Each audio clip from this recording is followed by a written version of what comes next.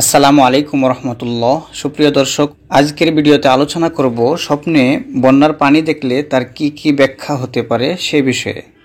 সুপ্রিয় দর্শক, ইমাম ইবনে সিরিন রহিমাহুল্লাহ বলেন, সাধারণত স্বপ্নে বন্যার পানি দেখা স্বপ্নদর্শক ব্যক্তি ও তার আশপাশে অবস্থানকারী সকলের লাভবান হওয়ার প্রতি ইঙ্গিত বহন করে থাকে।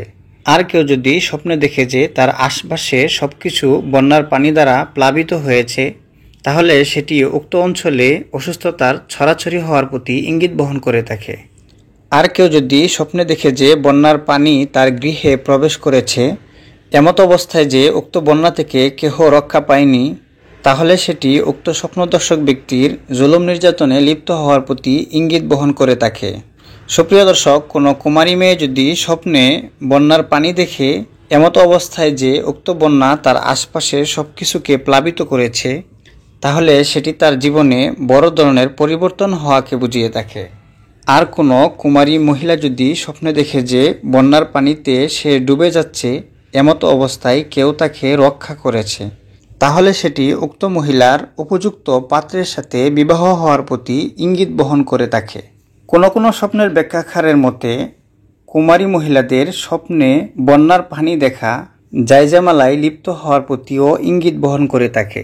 সুপ্রিয় দর্শক, বিবাহিতা মহিলাদের স্বপ্নে বন্যার পানি দেখা নিরাপত্তার প্রতি ইঙ্গিত বহন করে থাকে এবং পূর্বে থেকেই সংসারে কোনো জায়জামেলা থাকলে তা দূর হওয়ার প্রতিও ইঙ্গিত বহন করে থাকে।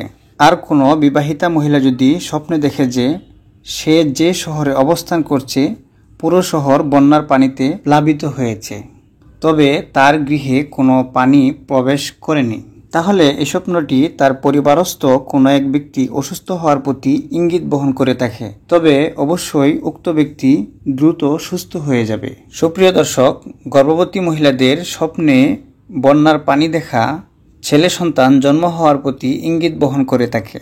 আর কোনো গর্ভবতী মহিলা যদি স্বপ্নে বন্যার পানি হতে পলায়ন করতে দেখে, তাহলে সে জায়জামেলা এবং দুশ্চিন্তা থেকে মুক্তি পাবে।